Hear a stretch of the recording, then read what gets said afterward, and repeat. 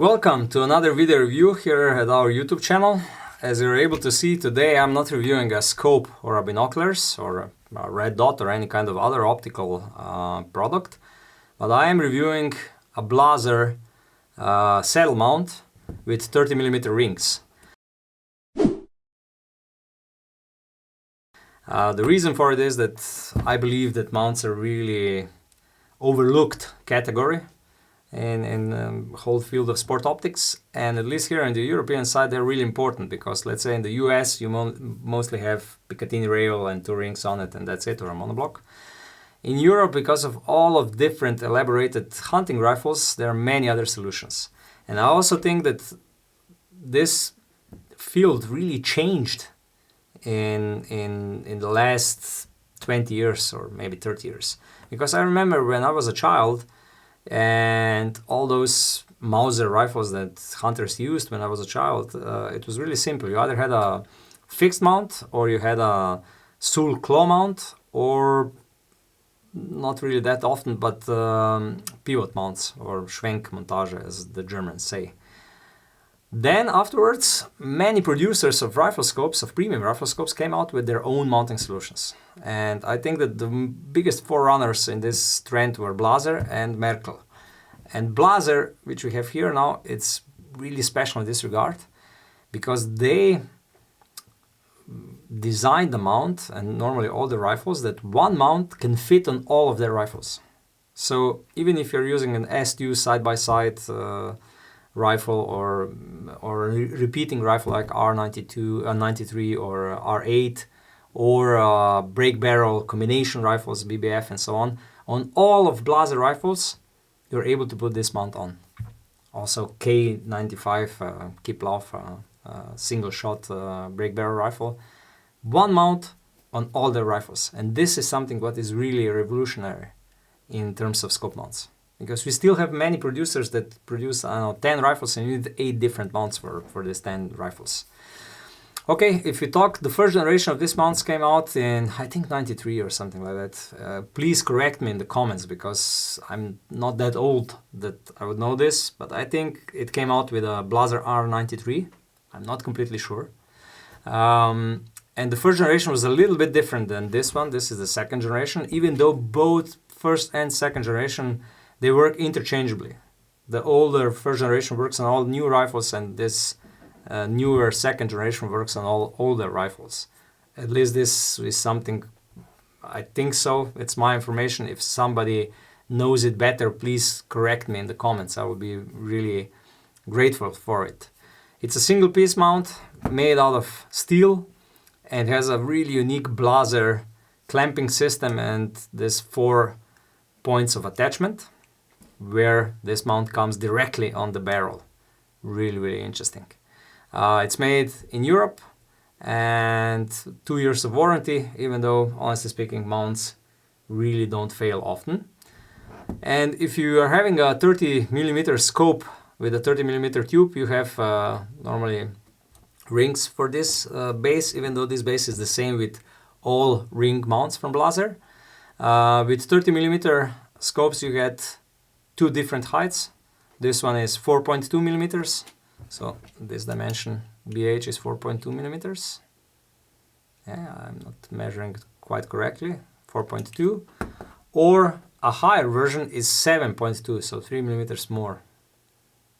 Yeah, the rings themselves are 16 millimeters wide with 4 screws, and as I mentioned, made out of aluminum. So what are the options of heights? We said 4.2, 7.2, and then you have 4mm inserts, which you can also put on the mount, which gives you additional 2 options. So 8.2, if you put them like that, or 11.2 if you put the higher option on them. So you have 4 different heights. With these inserts you also get a longer screws. And why is this important? Because we live in the world where moderators are used more and more often, at least in Europe, and night vision or thermal clip-ons.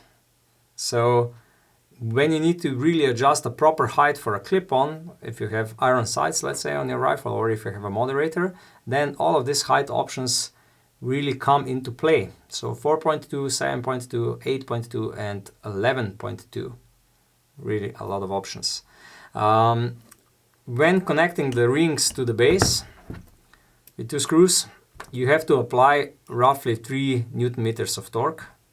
Even if you do it by hand, it's really not often that something would go wrong, except if you really overforce it, because the rings are out of aluminum and you can damage the thread if you overforce it. But the options of this happening are quite slim.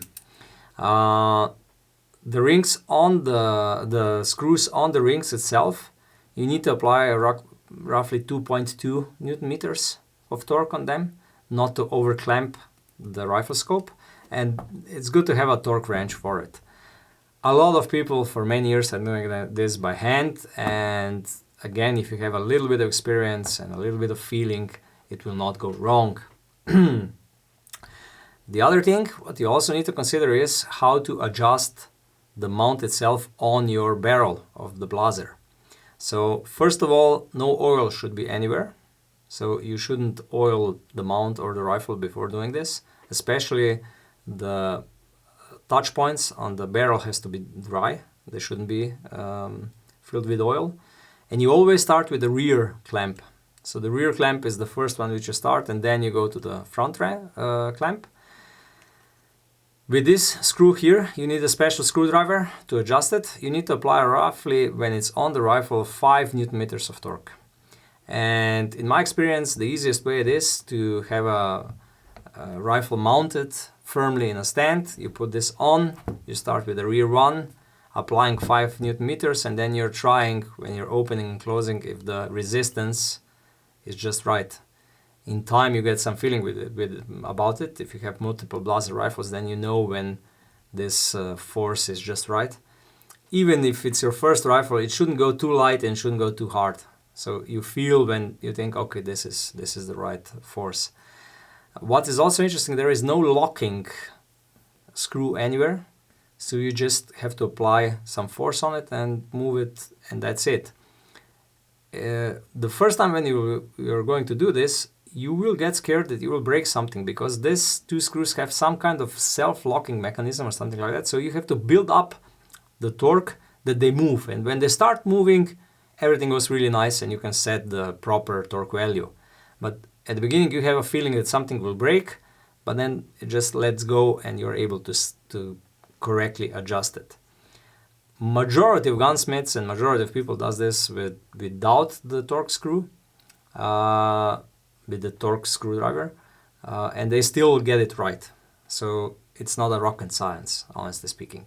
If you have a torque screwdriver, then it's even better. You know, around 5 Newton meters, and you're good to go. I think it's time for a short summary about the mounts. So, in my opinion, these are one of the best solutions on the market, because one mount for all the rifles, it's a brilliant idea. The build quality is also great. Even the fact that the rings are made out of aluminum, honestly speaking, also scopes are made out of aluminum, so this shouldn't be wrong in any way. You are able to get also aftermarket rings from, let's say, Tier 1 or Spur or similar producers. But as we have seen, this mount was tried and tested. It's really 100% repeatable. Even from my personal experience, I have a lot of confidence putting this mount on and off on a rifle. And it was produced in millions, because the Blaser rifles are so common in Europe. So you can be sure that this is the mount that always works. It's not really cheap, understandable. There is Blaser written on them, and the solution itself, it's really high-tech and really good one. So it is justified. It justifies the price. You have to pay for it. You also get what you pay for it. So it's really a high quality mount. Okay, I think I covered everything. If I forgot something, please use the comments below. If I quoted something what is wrong, or you can correct me in any way, I'll be really grateful. Use the comments below. And if you have any kind of video request for us, please again send us an email or use the comments below. And last but not least, subscribe to our YouTube channel. Thank you.